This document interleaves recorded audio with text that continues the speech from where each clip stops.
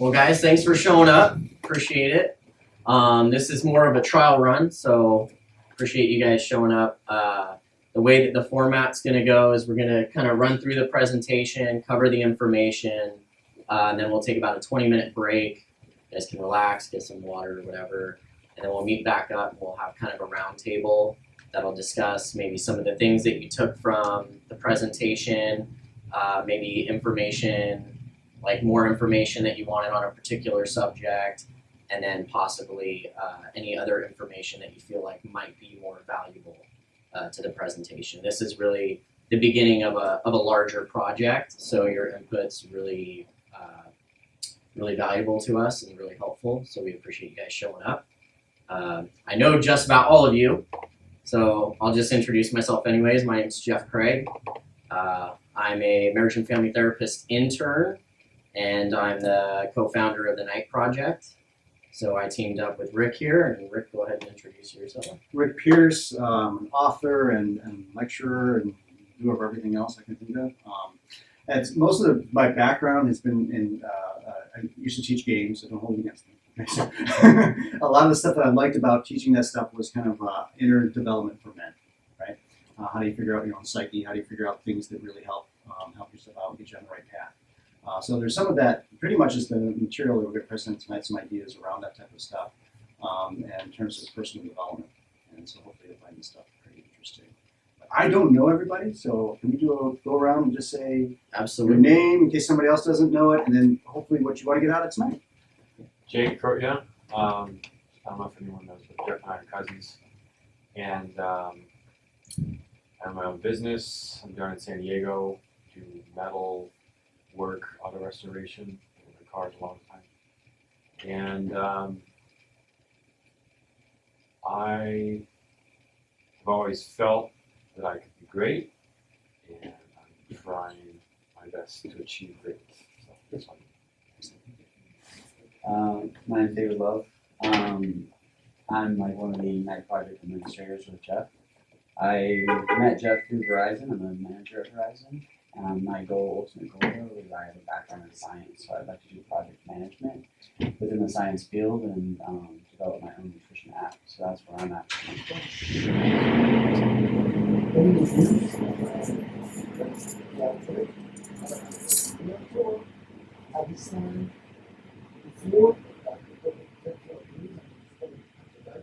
Before that, I was in environmental engineer for 20 some years.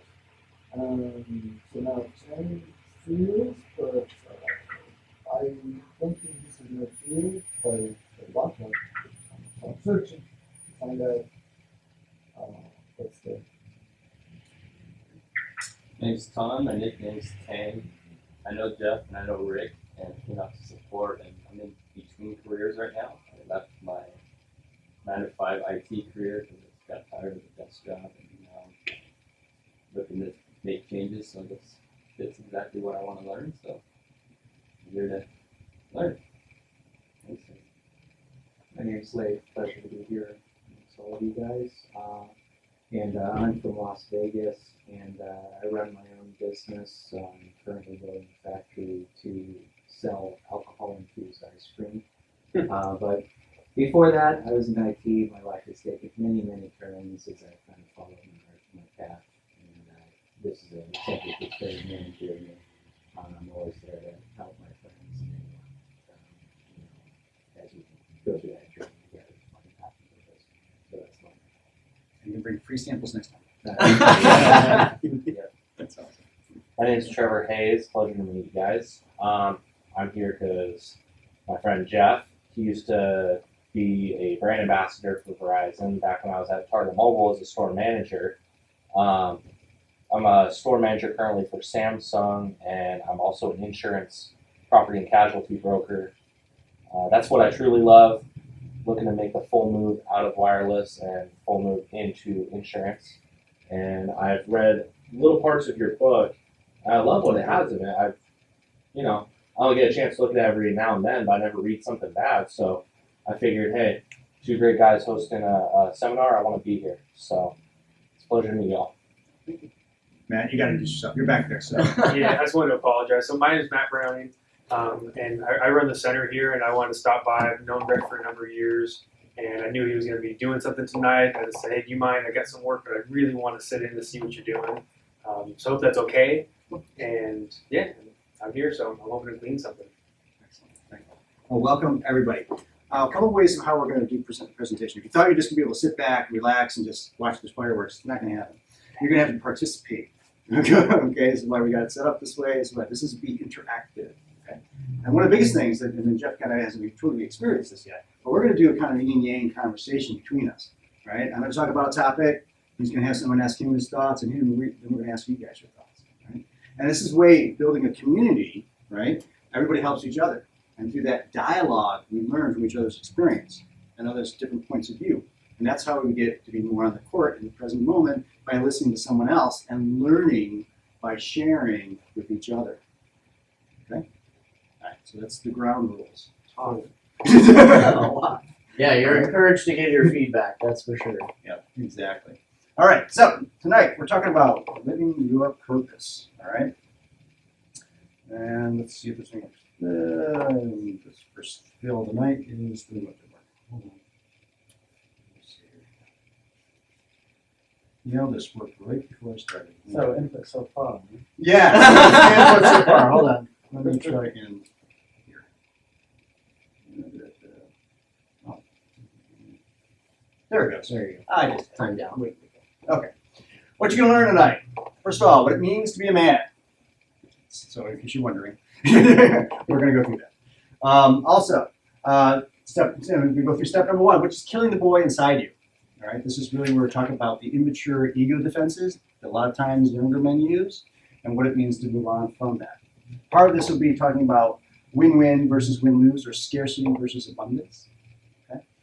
And we'll go through some details on that. And then finding and sticking to your path. And a couple people have already talked about their path, right? And that's one of the key things when you, as a man, if we don't have that mountain to climb, we don't have that thing to achieve, we feel less empowered, right? Because it's in following that goal and following that dream that we become empowered. And we're going to go into details in terms of how to figure out what is your path and strategies to keep you staying on your path. And this group is one of those. Okay? All right. And then we're going to talk about accountability. Very important topic, right? You are accountable for the results that you have right now. Everything that puts you in the chair that you're in right now, you choose. You chose how to get here, right? This is how you choose to get anywhere. Making different choices, all right? We'll talk about that, and then redefining your masculinity. Okay? All right. And by that, anytime there's questions, just say it. Okay. All right. What does it mean to be a man? All right. How do you define being a man? What is an adult male? Think about that for a minute. How would you just walk around?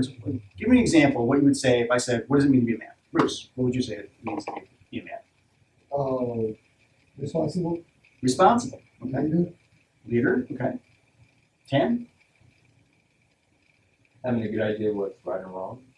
Okay. Maybe. Being decisive and logical. Okay. I think it's having life experience. Life experiences. Okay. Any other thoughts? Okay. All right. Here's what I came up with. Some people think it's size. When you get big, you're like, I'm a man, right? All right. Well, when I grow up, right, I'll be big, right? Some people think it's financial success. So a man is their pocketbook, right? That it's the Wall Street guy, right? That's got all the big cars. It's got all that, the flashing the cash around and things like that. Some people think it's a guy that's real aggressive, the guy with the gun, or the guy that's a gangbanger, right? Oh man, that's a man. Machismo. Right, exactly. Or a guy that doesn't can't be hurt. Right? Those are the types of things. I don't know. Can you go with the other, Jeff? Well, I would say, like, when it comes to aggression, it's not only just the machismo aspect, it's aggression in everything that you do.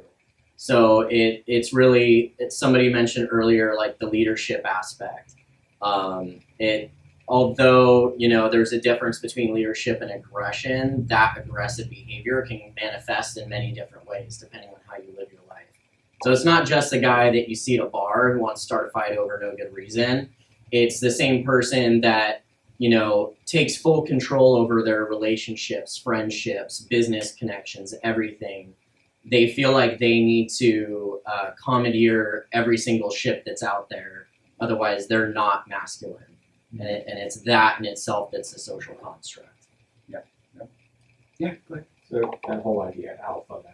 Yes. That's what you're saying. Mm-hmm. So where do you learn masculinity from? Where does it come from? Our ideas of masculinity. This is something that's always, I've struggled with because some of you know my history, and I'm trying to get into some of this. In this group, we get kind of into some personal stuff, so just in case you know. When I was growing up, my father was not around a lot, and that really created a dynamic for me, which. At the time that I really needed a father, I didn't have one. I didn't have one to give me some guidance and some structure, things like that. So a lot of the stuff I found out later in life, and the reason why I created various groups like, the pickup stuff and everything else, and the guy stuff, was to kind of figure that stuff out, right? Because this is what we do. When we don't have something, when we're lacking something, we kind of go off and we try to figure out what that is. We go out there and search for it, right? And that is part of the things that I did.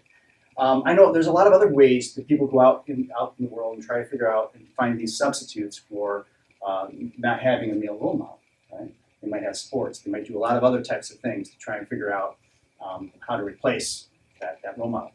And then one of the things that I noticed is it's most frustrating, and this can be confirmed potentially by you guys, when I did my search out there, how often in the media that a masculine person is actually downplayed.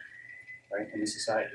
It's not something that people aspire to saying, oh, this is an example of a male person that we should be looking up to, right? It's really hard to find those examples, right? And then the media goes and says, oh, no, it's got to be, if you do find an example, it tends to be a feminized male, not a male man, right? Not a man's man.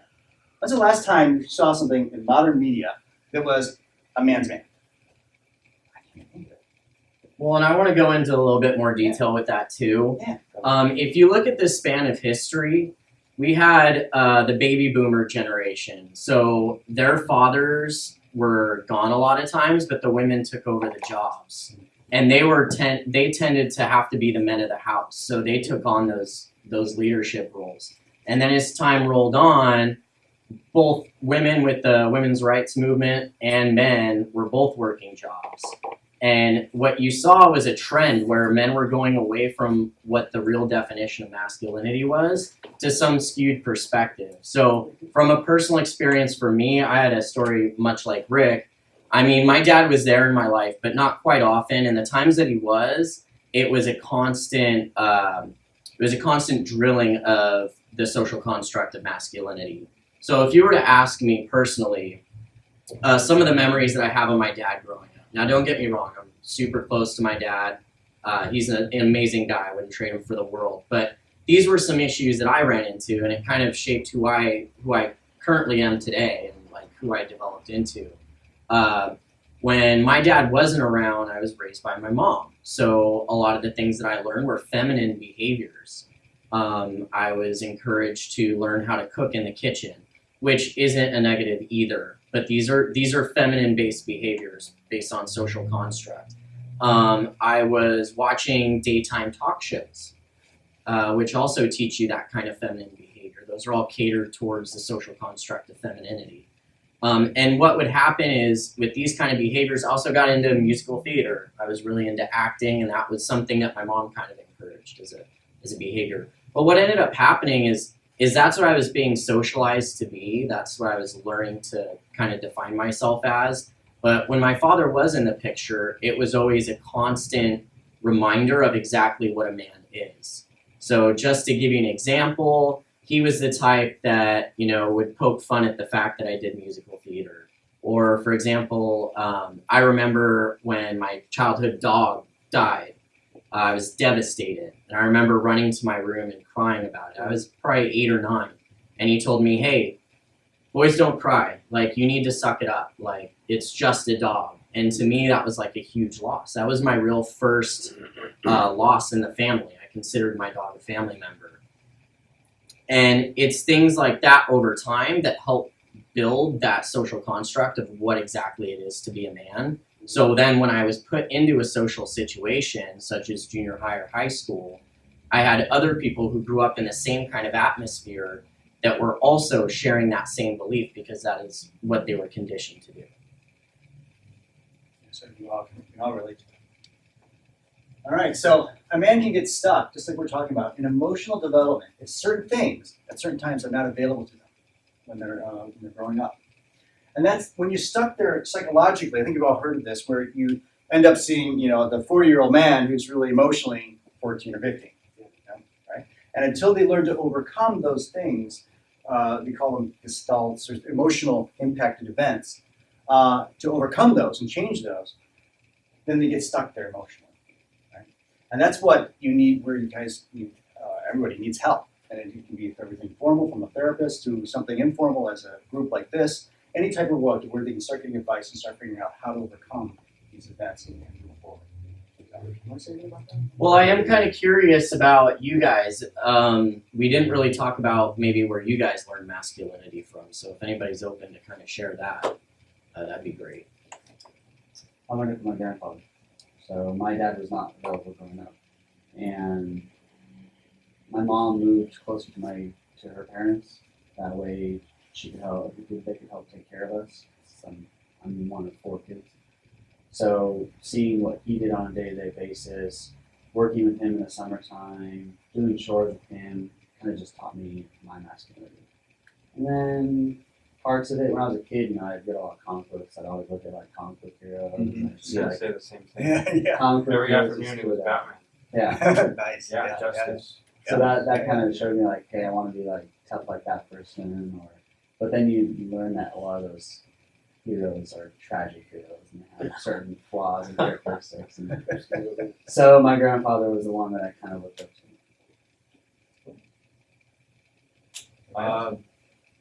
Elementary school teacher. Dad wasn't around, truck driver. Gone from 4 a.m. till 7 or 8 p.m. And I would latch on to strong role models. And one of them was Mr. Long in 6th grade. Fantastic, positive guy.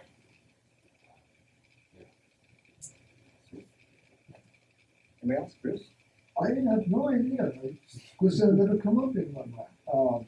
My dad was a military man, so he was very disciplined and tough and serious with us. So there was no talking or learning, none of that. And he was, he wasn't into talking at all. He was very tough. And so in a way, I tried to be his opposite. I tried to be not like him. I tried to be emotional and not sensitive and because I don't like that. I thought there's a lot of things lacking in this God. Right. And I thought, no, this thing's missing. And I need to complete this picture. So I didn't go after becoming a masculine figure because I thought I have that in me already, but I need to soften it down. So balancing. So I tried to soften it, and when I was 18, I left the country that I'm from, Iran, and I came to the United States, and all my life I've been on my own. I was soon thinking soon, basically. So when I got here, I saw some of the pictures that you just described, that the influence of women on the society, and that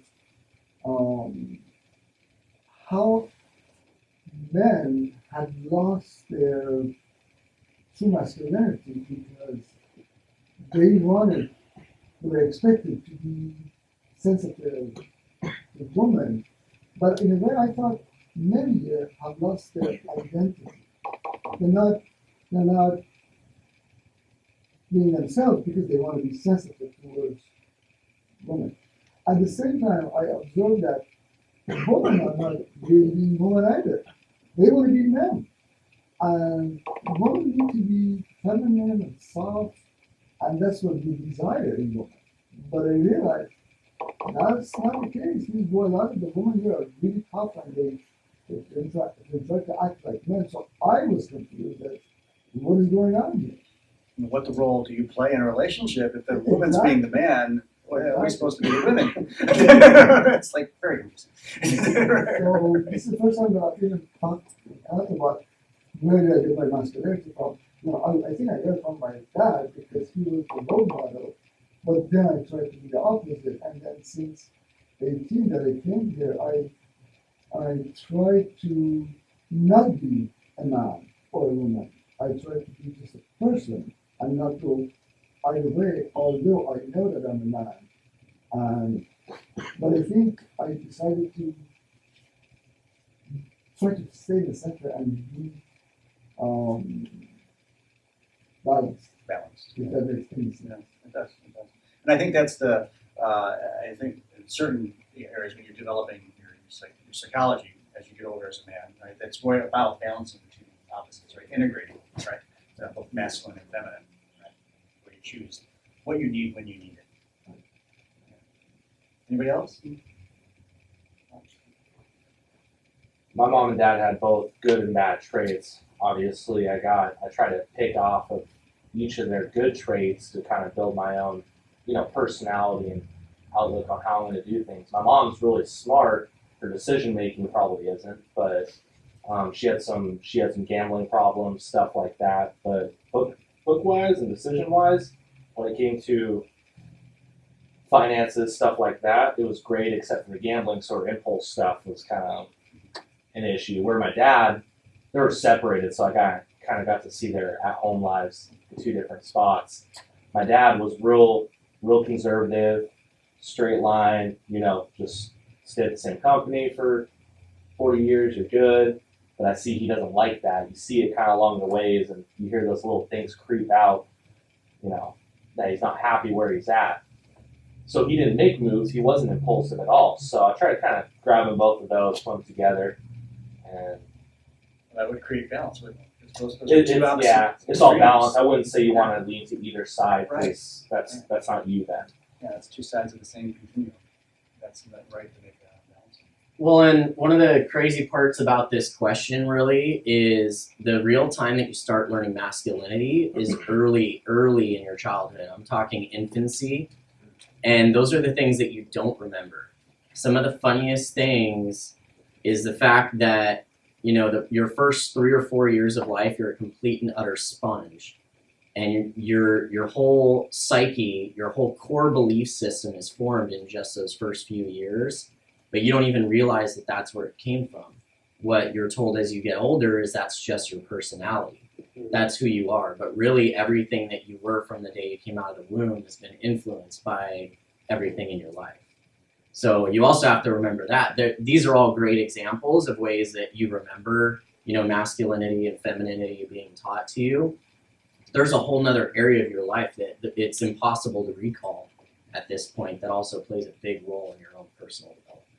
And we took that as the real thing because we didn't have that judgment, sense of judgment. Exactly. You weren't developed in the same way that you are now, where you can think logically, make decisions, make the choice of I want to take these good qualities, these bad qualities. You embrace whatever you receive in that moment in time, which is a lot of times where we find our flaws and our strengths as well, because you literally absorb everything. So those flaws are things that could have easily developed early in childhood, and you had no control over whether or not you chose to do it. Yeah, exactly. And that's one of the things that not this presentation goes into, but there's a lot of other ones that information we have on basically how do you go back and look at those events that happened in your life and reframe them or change them or grab other lessons from it or look at them in different ways if they're holding you back and reframe them in beliefs and other patterns. But you can't do that to Jeff's point. You can't do that until you're an adult, right? Because things just happen and you take it, right? What a child really knows what fear, which is most of the time, right, and love, which is occasionally, right? And that's their continuum, just like you had, just two big continuums. And they're going to throw whatever event happens in one of these buckets, and they're going to take it the rest of their life. And unless, as an adult, you go back and start looking at these things and change. So, all right, more fun another. Next one. Okay, if he's just growing up, this is the big thing, is then from these emotional pieces we talked about, you can't see his path to becoming a man. He's just basically a boy man. And this is the point where, as you said, it doesn't really develop, right? That's okay. Next one here.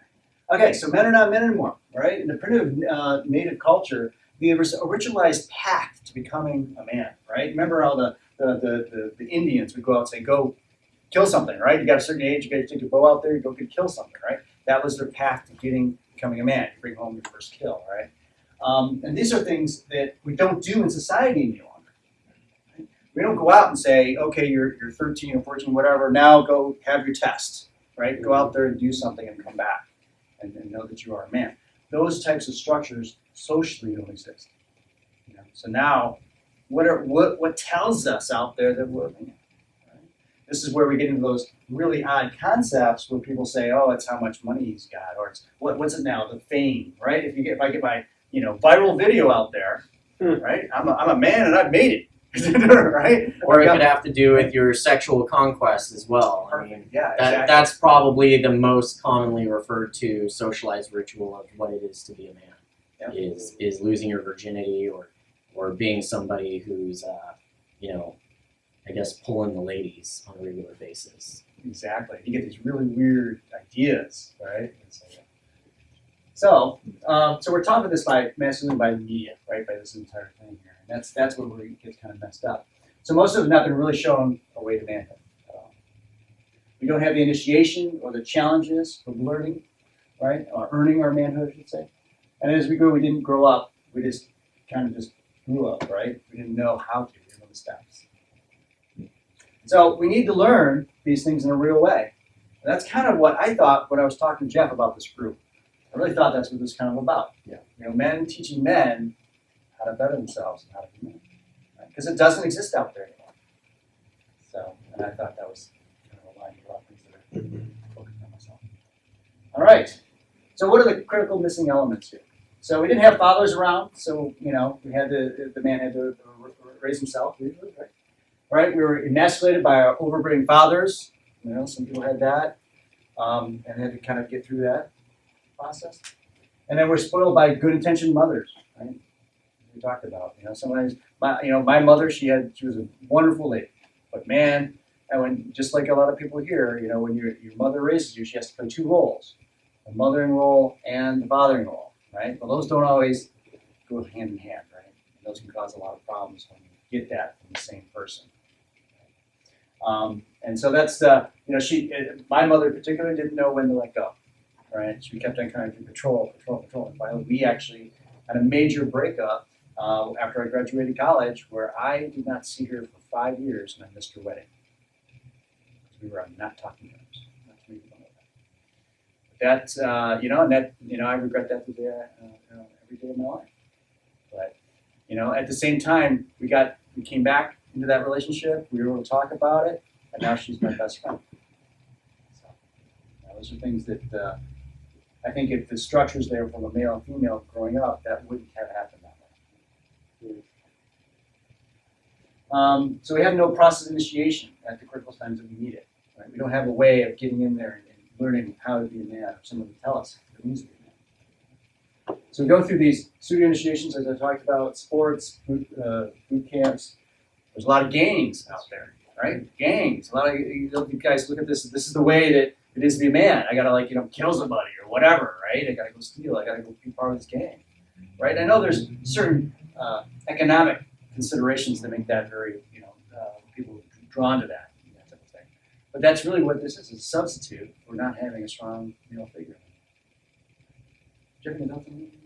Well, I mean, I would like all you guys to kind of think back to some of your own personal experiences, and especially I would say during adolescence, which is usually the biological transformation of boy to man. If there were any types of groups or, particular organizations that you became a part of to help you define that masculinity when you got to that age, or if it was just kind of your own, I'm in my own little bubble, and you just took what you've already had and just came from that. Because like me, for example, I have an older brother, and my older brother, even though he's older than me, I actually had a lot of firsts before he did. It's me when I'm in the shower, right? And I'm like showering, and it's like, okay, I should be concentrating on showering, but all of a sudden this stupid voice comes up in my head and starts talking to me about I didn't do X or I should do Y, right? You always know it's wrong when it says it looks in the future and it tells you what you should be doing, right? Or it looks to the past to go in and tell you what you didn't do, right? And you're like, wait a minute, that's messed up. So those thoughts are what you've got to start taking personal responsibility for and start changing and controlling, all right? And just get and understand when your thinking is wrong. When your thinking is going either A, in the future, or B, in the past. Because each of those are illusions. They do not exist. Only this minute exists right now. You want to kill that voice? One simple little advice. Be right here, right now. In this instant, it doesn't exist. It can't exist. I mean, for me, like that little voice, it's kind of annoying and it leads you into wrong directions. But a lot of times, that voice has led me in the right directions. It allows me to kind of think over different situations. You know how you run it through your head, like you can almost see like the entire situation play out. So you can see kind of beforehand what it might be. I don't know. It's always given me like a little bit of insight. Obviously, you got to think about the reality of things and remember that your mind can sometimes go a little overboard. But I don't know. Like I'm laying in bed at night, and if I can't sleep, that voice is just yapping away. Yeah. But you know, the next morning I wake up and try to analyze some of that stuff, and Sometimes it's just little stuff. sometimes it's right. Okay, maybe that's how I should do it instead of just reacting in the moment. Well, do you guys remember those old Looney Tunes cartoons where they got the angel on one side and the devil on the other side? Right. I hate to use that as a reference, but that is a lot of what's going on in your head. For most people, that devil is the one that's constantly talking. That's the one that's telling you, to be afraid that you can't do it, to make those bad decisions that aren't going to put you where you need to be. But it's very likely, and that has to do with your own, experience in your own personal development, how often that angel talks to you in your head too. It's not always nice, but Yeah. sometimes it's smart. Well, and sometimes it's real. I mean, it doesn't have to be, a nurture. It doesn't have to come from a nurturing place. It can be tough love sometimes. Typically, what you hear a lot is people actually hear voices of people in their everyday lives. We were talking about people we admire. If you sit there and you think about those tough decisions that you've had to make through your life, there's a very good chance that a lot of times that inner voice was coming from that person you admire, and a lot of times that negative voice is coming from somebody that you despise or had a negative experience with in your life. So. I love that analogy. Actually reminded me of this was an Indian story where a boy comes up to his grandfather and says, I have two wolves inside me. One's a real positive wolf, the good wolf, right? And then the other one's the negative one. He goes, what do I do with it? And he goes, which one is going to overtake the other one, right? The father goes, the Indian father goes, whichever one you feed. Right? Mm-hmm. So I think that's the point you were trying to make. Mm-hmm. Someone can be positive. If you feed the positive one, that voice will be good. Right? The key concept with the voice is not that it exists. You can't get rid of it. It's always going to be there the rest of your entire life. Right? Which one do you feed? But the key concept with it is that it's not you. Okay? Don't believe the voice is you. It's not. It tries to trick you to thinking it's you. Right? But it's not you. Right? And they're just perception. Okay. All right, learn to see how the choices you made led you to where you are. Right? Again, it goes right back to those thought processes. Your choices and your thinking led you to where you are today. And then refuse to be a victim. Right? That's boy mentality thinking, right? Blaming others, right? Not taking responsibility for the current situation. Value the lesson more than the experience, right, of learning it. And that's the key thing I think, Blake, you were trying to point out before, where it's like really what a man does is he looks at things as that experience. How can I learn from what happened and not repeat those mistakes? So, and then internalizing versus ownership, right? Learning, basically going in and saying, I'm going to learn from this stuff and internalize these lessons. Getting that. And refuse to give anyone the power to take your joy from you. And that's the key thing. We do that a lot as men, right? We give away our power. Let somebody take our joy away. And that's what we always got to watch out for. We are our own worst enemies. I've seen that time and time again, where I've tripped myself up, right? And why am I down here? Why do I make things harder for me than they need to be? Like in order to get to the top, it's got to be a struggle. Who says? Who says it has to be a struggle to get to the top? It doesn't have to be a struggle. We make it a struggle. Comes from that point of view of scarcity again. That's exactly right. Right. Exactly right. So fascinating. One of the books I read came back and said, I always thought myself as a man who could overcome obstacles. Well, what do I get if I'm a man who always looks at life as someone that I can overcome obstacles? What do I get in my life? Obstacles. Exactly. Lots of obstacles. Right? We make it harder on ourselves on the way we conceive and think of our worldview.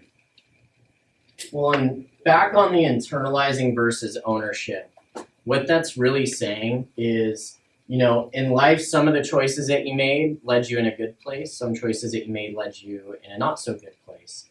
And there's a huge difference between internalizing those decisions that you made and taking ownership of it. By internalizing, you're using it to define yourself. So those bad decisions that you made, you know, maybe you said the wrong thing to a girl and it didn't work out. She rejected you. Well, that would be if you are telling yourself, well, she doesn't like me, I'm a failure. That's internalizing that choice.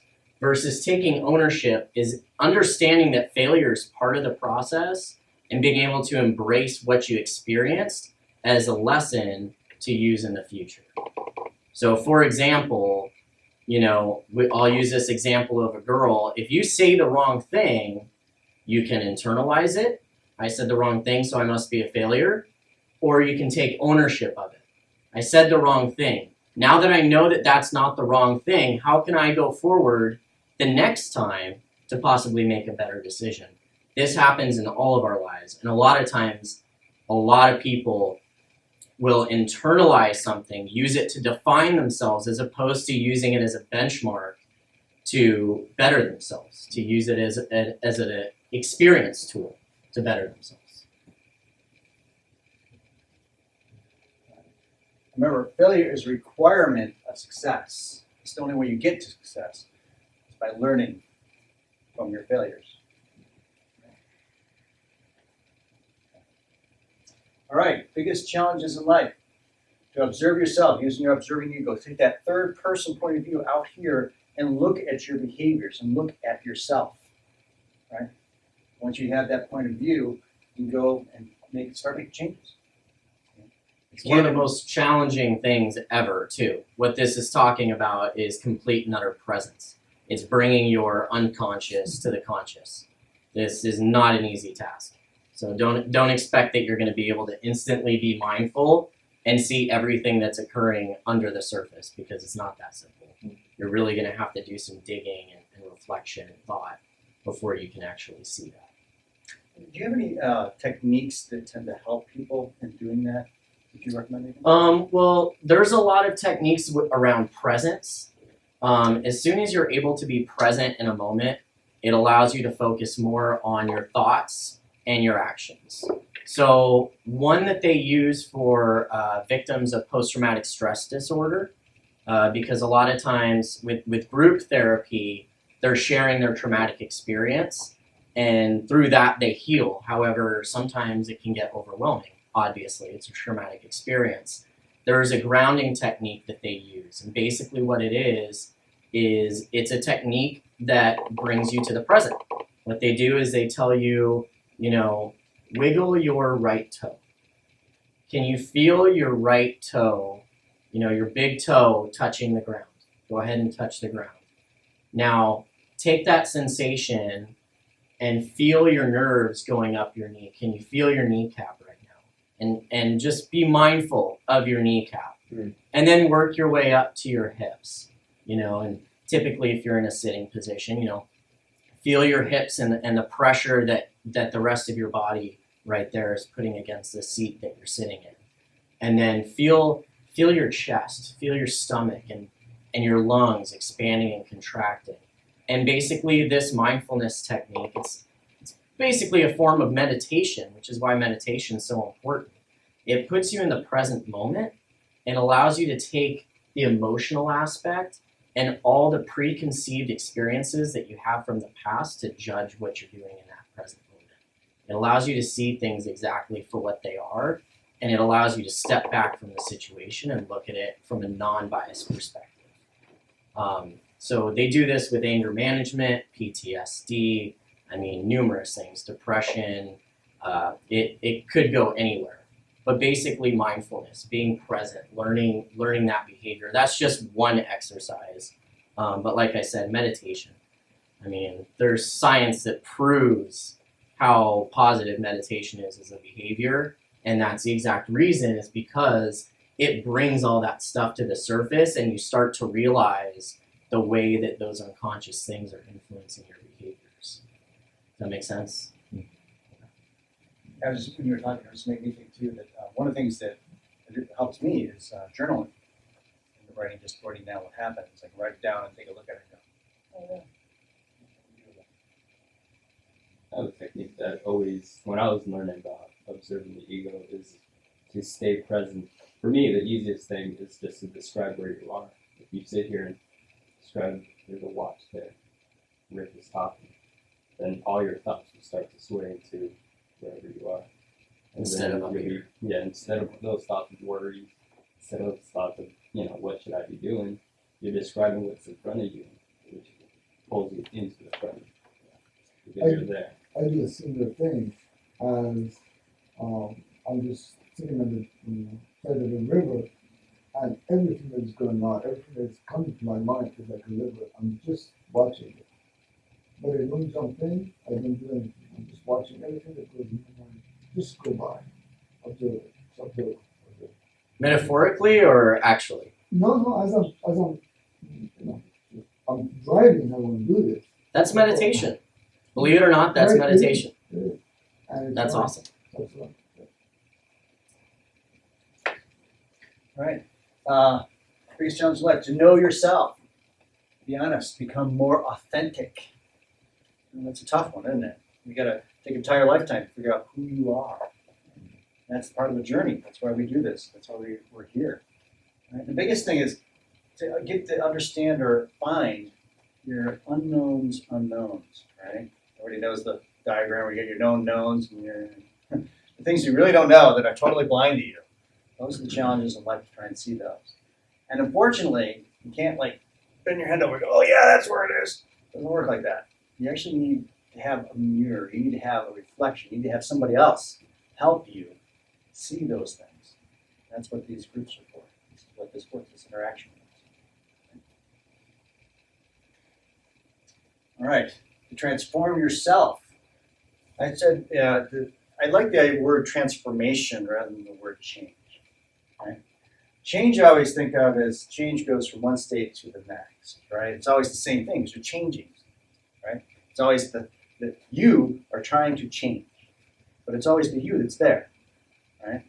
I think we learned that to transform yourself is to totally kind of look at the problem completely differently. And really realize that from a total different presence, that you're actually perfect just the way you are. You just forgot all that. Forgot all that stuff and put all this stuff from our childhood on up into this, which is causing all of our challenges. Now we gotta learn not to forget. All right, to let the boy die and the man grow in depth. That's really what a lot of this talking has been about, how to let the boy die. It's deconstructing those core beliefs that you built through childhood that help form some of the behaviors that you have today and using what you have now, the knowledge and resources that you have now to basically build anew and define who you are for yourself as opposed to what you've experienced in the past. This is one of the key ones that I think is very valuable out of this. Keep death in mind daily. What do I mean by this? In order to do this in a way that would be helpful, you need to overcome your fear of death and your fear of pain leading to death. So I gotta break it to you right now, you're all gonna die. Nobody gets out of life alive. These fears are so strong because 1,000 years ago they helped us avoid things, situations that might actually cause death. Makes sense. Death thing kills me, I want to avoid that, right? But now in modern life, we don't really have that, right? Today, most of all things are gone, but we still use death, and we can use death as a tool to enjoy life. Okay? How do we do that? Now let's start with why death. Because humans primarily do two things with our mind. This is the critical point right here. We make meanings, and we assign or ascribe value. Now what's interesting is every meaning and value is relative to something we determine ourselves. All right? Think about that. So we are meaning-making machines going out there, looking at these events that happen all around us, ascribing some type of value to it that only has any structure based on what we created in our minds. Isn't that nuts? So it's all kind of a little bit meaningless and empty, but it's meaningless and empty, that's meaningless and empty, so it doesn't matter. But the great thing about all of that is that we create it. But when you conquer that fear of death and keep in the forefront of mind that you will, sooner or later, die, it gives you the ultimate context for creating meaning and value. I guarantee you something will be totally different and meaningful to you in the last 3 minutes of life than it is when you know I've got another 70 years. How many people in the last few minutes of life said, oh man, I got a little more work to do. Only I got that presentation done. Yeah, I would ask you guys to sit there and think hypothetically for a second. If you went to the doctor tomorrow and they told you you have 6 months to live, it's unavoidable, you have some tumor that's inoperable, 100%, you're dying, 6 months. You have to ask yourself, what would you do at that time? Now, not to say that we should all go max out our credit cards and buy that car that we want, or, you know, travel wherever, or spend money on hookers and blow. But, you know, what you do need to do is keep that in the forefront of your mind. To remember that time is precious, time is valuable. Now, we all have lives to live. We all have means to meet our biological needs. We all have to eat, we all have to have shelter, so obviously working a normal job is required. But if you're putting off your passion, if you're putting off your purpose for a later date, what are you waiting for? Time is not infinite. You only have so much time on this earth to do what you've been put here to do. So there's no point postponing it when you have such a limited time. I saw some meme on Instagram. It said, make every day the Super Bowl. I like that. How important would how decisive would you be that every day meant that much? I differ with that. That's a lot of beer and pizza. I think it meant if you're playing the Like, Super Bowl, yeah, not if you're like, watching it from the comfort of your home. Yeah, exactly. All right. So the idea here is that when compared against death, most painful and uncomfortable situations become a gift. The meaning of anything becomes positive every aspect of life and gratitude when compared against death. You're thankful for it because you're still alive. Right? With death in mind and carefully considering the context, life in all its aspects becomes joy.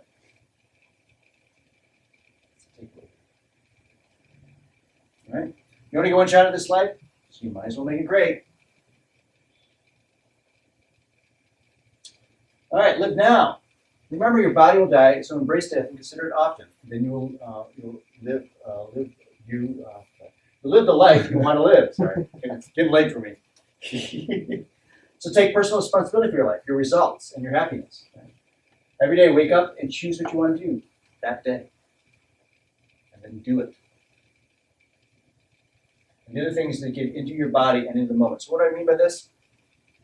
This goes right back to your discussion about meditation and how to be in the present moment. That's when we can actually get into our body and understand that we're living now. And not like the mind tends to take us to the future or the past, which doesn't exist. I know so much of our time tends to be thinking in those patterns of, if only this happens, right? Only if that didn't happen, right? How much time do we spend wasted with those puzzles, those things that can never be solved, right? Those vicious circles that keep us running and chasing our own tail. All right, signs of a real man. Confidence, authenticity, strength, presence, purpose, passion, courage, and tenderness. All those pieces, the signs of a real man, the stuff that we want to embrace within ourselves and express to others in our life. Male maturity, it's a balanced perspective.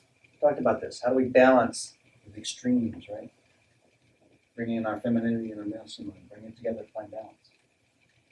An attitude of non-judgment. An understanding that everyone has a positive intention.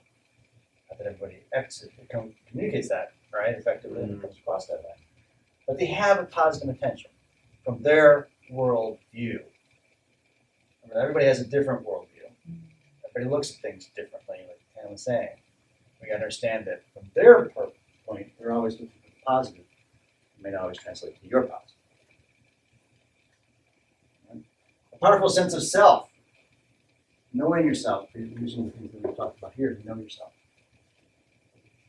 An air stability, a deep root, a strong foundation. I always like to compare a man, and when I talk with women doing lots of the game stuff, I would say a man is the rock, and women are the water, right? And women just keep on crashing against us, the rocks. You don't want a man that's wishy-washy and mud, or gets torn away by the water. You want you to stay steadfast and strong. And no matter what they do, whichever direction they go, whichever way they flow, you're always there. You're always the rock, right? This is why we need a purpose. Because a man without purpose will get moved by the water of a woman, their energy and their flow. That will not be helpful, right? Because she'll see you as a lesser man, someone that she can manipulate, or someone that she can, put into a position, right? And then they lose interest. And then they lose interest, lose respect, right? When you, what was that? And trust. And trust. If That's you right. change, they can't trust you. Exactly. So you stay steadfast. And how do you stay steadfast? How do you know that you are the rock? What's your thoughts about that? How do you create your rock? Knowing yourself. Knowing yourself. What makes up those concepts? What makes up those things that are yourself? Your path. Your path. What else? Your beliefs. Your beliefs. Your find out what your principles are. Right? The things that do not change for you. It might be different for someone else, so don't say, you can listen to someone else and say, well, that's not my principle. That's fine, that's theirs. But everybody has these core primary principles that are true for them. Right? When you know those things, and what you've discovered of those, write them down so you don't forget them. Right? These are the lessons that you know in your heart and in your mind. They're going to be true for you now to the day you die. Those are your truths. Right? That's how you become and live a principle-centered life. It's by following those things, knowing those are, and living those truths for you. Your value system. Your value system. That's right. And that makes you the rock. So no matter what she says, or someone else says, or your boss says, or whatever they do, you're living a principle-centered life because you're following your principles. You're a person of integrity because everybody knows where you stand. And that's what it means. Trustworthiness. All right, so a real man. Approachableness. Never let him see you sweat attitude. We got to make this stuff look easy, too. Unwilling to accept second-class thinking and behavior from anybody. Your friends, your family. Do not accept it. That goes back to the point of leading by example. Expecting the most. Not that everybody's going to deliver. We know they're not. Right? They might surprise you. That's great if they do. But it doesn't mean you don't expect it. Right? You don't judge them either. It's just an experience, right? A mentor to young men. This group. All right. A pillar of strength and security in self and values. Goes right to being back to being the rock again. Defends and protects those less able to defend and protect themselves. It's a very important one. Defend and protects those that are less able to defend and protect themselves. Right? That's what we're really looking here as men. We're out there to be the hunters, the gatherers, as also the defenders, the protectors. And encourage and challenge those not living up to their potential. Can't change them, but we can encourage them. We can lead by example. Right. We accept things completely without judgment, and we set out to change them. It's reality. Okay, great. I got this. Now how do I make it better? And you start by making it better in yourself. You start by looking at what you change inside yourself, and then you can change your outside situations. Right? And can show his sword without using it. I love this one. Right? We get so many people that are like, oh no, as soon as I draw, I gotta like use it. You know, it's I always find it interesting. I think someone mentioned the guy that always kind of had the brag of bring his say something and then bring himself into it all the time. Be the alpha male. Right. You know, I always saw I always knew the alpha male was always someone in my book who was quiet, had that air of confidence. He didn't need to say anything. He had his shit together. He knew all of it, and everybody knew that because he had this air around him of this confidence that he could at any time pull a sword out and decapitate somebody. Right? He didn't need to prove it. He didn't need to say anything. He was it. Doesn't need to use threats. That's boy thinking. Allows, encourages, enjoys when others shine. That's a key thing. Is giving credit to other people. Right? It means nothing external to be happy. This is a tough one, isn't it? I think we're all working on that. I know I still am. You know, it's like a lot of times we look at these things outside of us and say, oh, if I only had that car or that job or that thing or whatever, right? And this is you have to be careful with this one because you can look at your path and say, is that an external thing or is it an internal thing? And that's really something you got to be careful of, right? Don't make your path into something being like, when I have that big house and the money. That's not the path. That is an end result, right? The path is something that no matter what you do, you're never going to be there. And it makes you happy doing it. Right? It's an action-oriented thing, not an end result. There's actually a really cool study I want to bring up that I heard about. And basically what it is it's a study of occupations and general income among men that are in families. And basically what the study concluded is that men in families who make $55,000 or more a year, their rate of increase on happiness was significantly smaller than those on the lower bracket. They actually found that a lot of men who were between the $45,000 to $55,000 range were significantly happier than a lot of the men on the larger range. And on top of that, going from an area of poverty to an area, I guess 55,000 is around middle class, maybe. That was a significant jump, and then basically anything after that just about flatlined. Which, not to say that that's all you need to make to live a happy life. I think what it really comes down to is financial freedom. A lot of couples, a lot of families, the major issues that they have is financial distress. And what that comes down to is basically budgeting, I think, more than anything else. It's not buying the car that's $20,000 more because you'll impress your friends. It's being able to buy soccer gear for your